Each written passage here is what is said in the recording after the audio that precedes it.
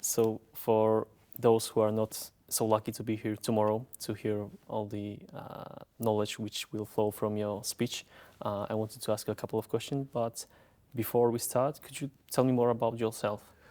Yeah, sure. So main focus is at the moment is the private equity firm that we've just started in the US, which is going to be looking for businesses in the $2 to $6 million enterprise value, and then we're building an automotive group in the UK as well, which is our main focus as well. So that's kind of where our focus is at the moment. We do have a portfolio of companies in various sectors too. Like we have a real estate company in the States, some construction, e-com in the UK as well. So, but we're trying to pivot now to probably take it to the next level, which, excuse the pun, but yeah. The name is made just for it to, catch it in Yes. every conversation. So, Yeah, it's like free marketing. But could you tell me, because as we had a chat before, I think that this is something like a niche in the UK. It's more popular in the US. What inspired you to start in this sector instead of, let's say, properties or things which are more famous in the UK? Yeah, well, when I left school, I went into business quite early on. My dad he was in financial services, so initially I was going to leave, and I was studying for my CMAP. And back then, the other exams are called FPC 1 and 2. I think they changed now. But I went on a meeting with my dad with one of his like higher net worth clients, and he cracked a joke, and I was only 16, and he said, it's great what you're doing. I love it. You're hungry, but I wouldn't give you my money until you get some hair on your face. So, I'm quite impatient, very hungry. So I just went out and did it myself, sort of left the industry and started various different businesses. Some went well, some went very bad. And just while doing it, we naturally just bought businesses without really knowing how to do it. And then it was just a case of educating myself on how to do it properly, because the end goal was always property, because I went to a Rich Dad Poor Dad seminar when I was about 15, and I thought, this is back when it was like the Wild West, like no redemption mortgages, credit card deposits. I was just too young.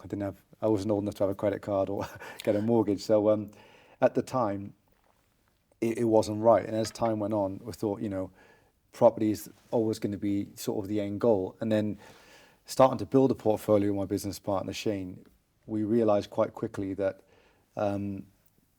it's very capital intensive. The only two real ways that anyone can build a really substantial property portfolio, unless they inherit money, is you either have a very good business that throws off a lot of money, or you're very good at raising money. So they're really the only, if you look at anyone with a big portfolio, especially now, you go back 20 years, it was different, right? So I thought I've sort of give up all my time from like business to try and build this portfolio, and it's taken a lot of time and money, and the reward wasn't great. The long-term reward was great. It's great for preserving wealth and wealth, creation over a longer period of time. But, for instance, if you want to just earn 100 grand a year off a property portfolio using, the BRR, like buy-to-let, we was buying buy-to-lets. I was thinking, average cash flow, £250 a month in Wales or up north, you need about 400 houses. That's 400 tenants. That's 400 places where things can go wrong. Yes. And then you have a tenant that spends 24 hours a day pretty much destroying your assets. So, for us, we sort of pivoted back to business. We had other things going on in the background at the time anyway. So it just made me realize, like, realistically, income is what brings you lifestyle. It's what gets you through month to month, but it's also what allows you the flexibility to invest in other assets and build a portfolio or whatever else you want to do. So I just educated myself on M&A to do it the right way from there, really. And yeah, just very interesting. Yeah, I know that you are acquiring businesses. Could you tell us what are the key advantages of acquiring a business instead of starting a new one? So with a new one, you don't tend to there's no brand, which is a very hard thing to build. Without a brand, you don't have any trust. So without no trust, there's no customers. Without no customers, there's no staff. Without no staff, there's nothing. There's nothing. So you're starting when we have a startup, you have all the ideas to build something great, but every single day you're focused on growing, but you have no choice but to focus on surviving at the same time, because there's only so much money you have with a startup.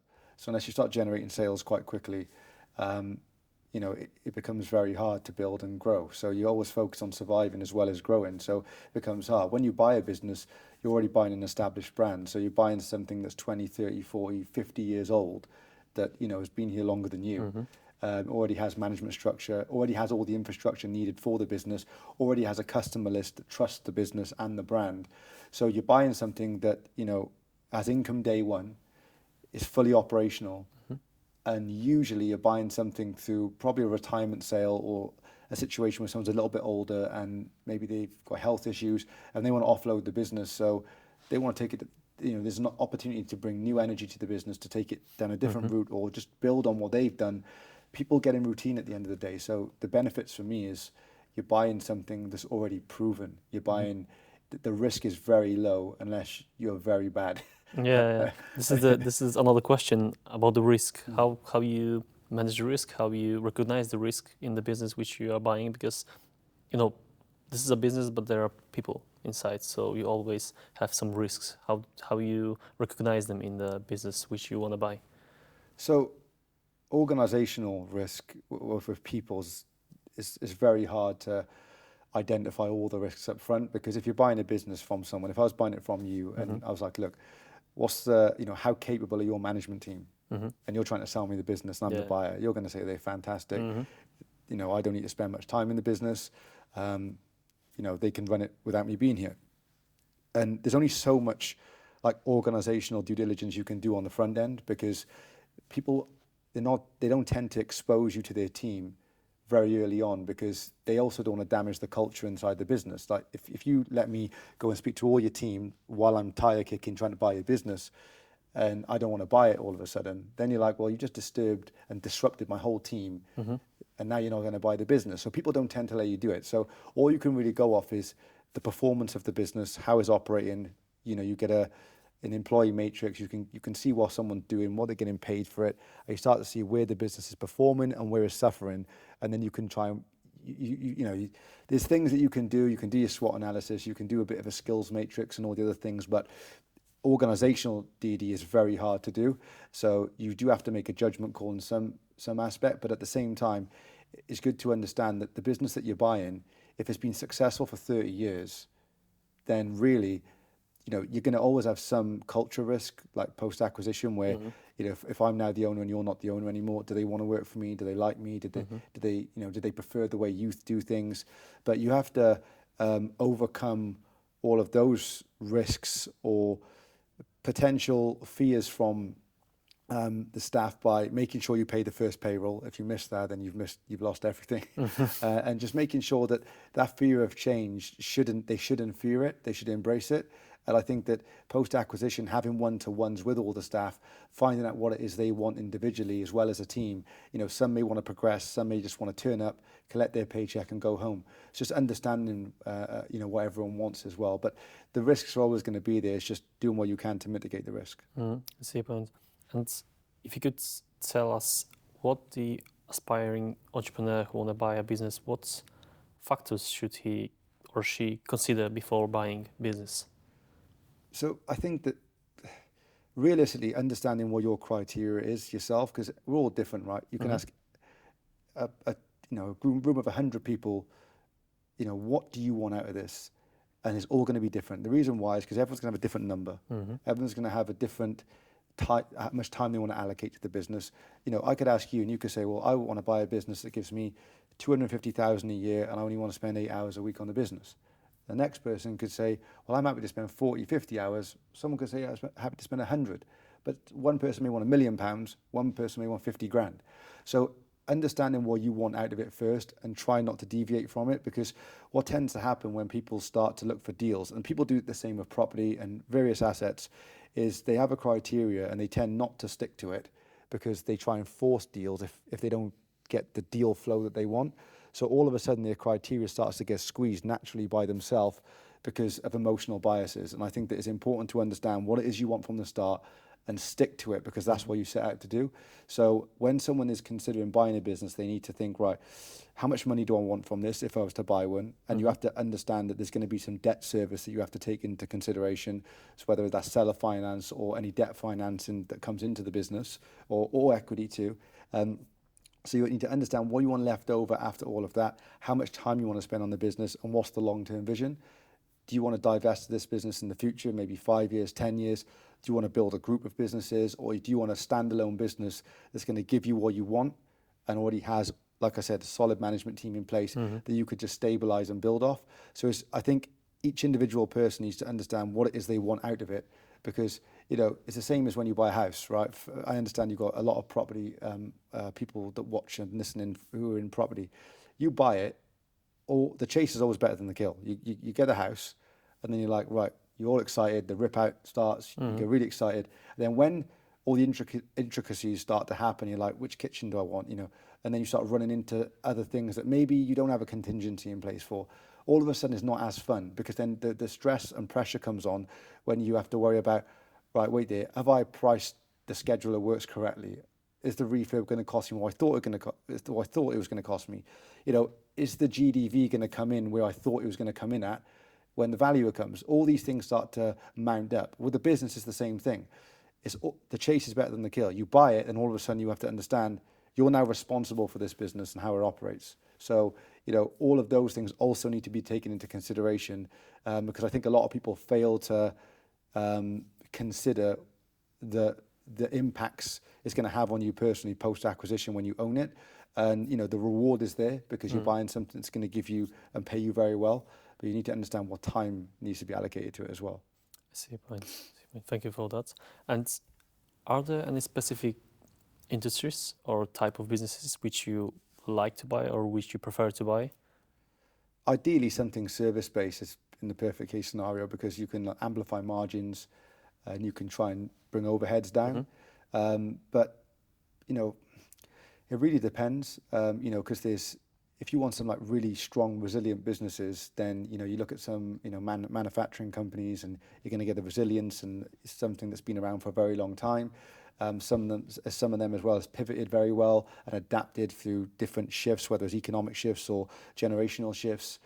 All of those things you need to take into account. But ideally, you want something that has high margins, high revenue per employee, a good cash conversion cycle. They're turning the cash over nice, good management team that, it's quite evident they have the ability to run the company. In a perfect world, you'd have everything or not tick all the boxes, but definitely something that has pretty high margins, or something that can become very cash rich is what you want to be looking at. Yeah. See your point. You mentioned at the beginning that you started a couple of businesses. Some of them was success, some of them not. I want to ask people not only about the successes. I like to ask people about the failures, because I know that we learn a lot from our lessons, not failures. What was the biggest failure on your way, if you want to share it? So there was a lot of different ones, and they all impacted me differently. I think the one that hit me hard, like mentally, because it was one that I couldn't understand, was we had a food prep company. So we do like meal prep. We was, doing thousands of meals, and our vision was to open up in all the different shopping centres around the UK on those small kiosks, in the middle of like Westfield. Yes. So that was the plan, and then you have loads of them, and then you've got a really good business then overall. Once if they're all making money, or most of them anyway. So we put a lot of time and effort in, a lot of sweat equity went into it. We ended up, because the main thing that we lacked was the cooking side. That none of us were chefs, so we brought someone into the business that we thought made sense at the time. It didn't quite work out, and eventually things went in the wrong direction. And the frustrating thing was that we had a huge hedge fund on board that kind of backed us, said that we got 16 shopping centres around the UK. You can go in all of them if you build and scale. So when that didn't work out, because we opened the first one in Cardiff, and when that didn't work out, the frustrating part was, yes, a lot of investment went into it with time and money, but the business model, it felt we probably got a little bit too much bias towards what we wanted, but it was frustrating that didn't work just because of the way it all played out. Because since then we haven't really seen anyone do it either, which is probably the reason why it didn't work. But we see a lot of people that you started to see it come through in other restaurant chains in various ways now. So it was really frustrating. It was like fit fast food. They could pick a prep meal, get it done quick. But that was probably the most frustrating, and because it just felt like, where do we go from here? We had other things that we were doing, but it was a big hit. Yeah. Thank you for sharing that, because sometimes we are living in the times of Instagram succeed life, and people see only our successes, and it's not always success. Sometimes you need to learn something, and go ahead.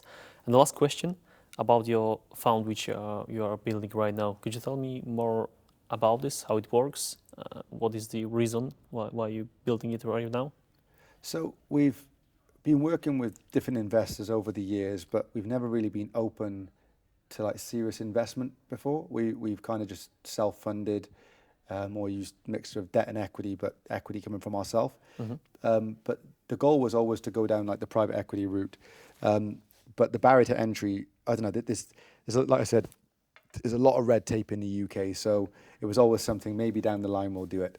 And an opportunity came up. I met someone about 2 years ago that he had his own PE fund, but he lost the funding for whatever reason, and he had a bit of a disagreement with his business partner.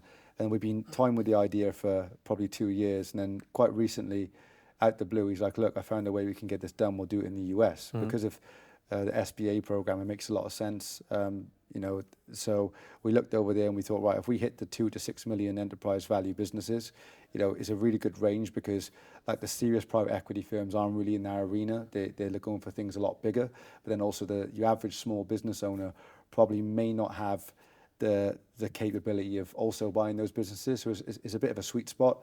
So for us, it was like, right, we can open this up to investors that have been asking to work with us for the last 2 years, that we've kind of said, well, we don't really have nothing for you.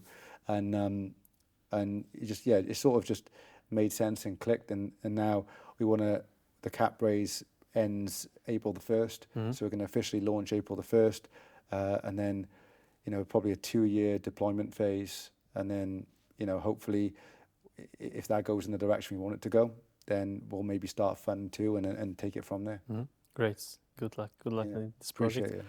Thank you very much for sharing this knowledge. I'm looking forward to your speech tomorrow and learn from you more, because I was at your retreats. I really recommend it, like the place, the organization, top class. Appreciate it. And as I texted you after it, thank you. I don't see a lot of places, events and cruises in the UK which are done well. So I really appreciate that you are doing this way.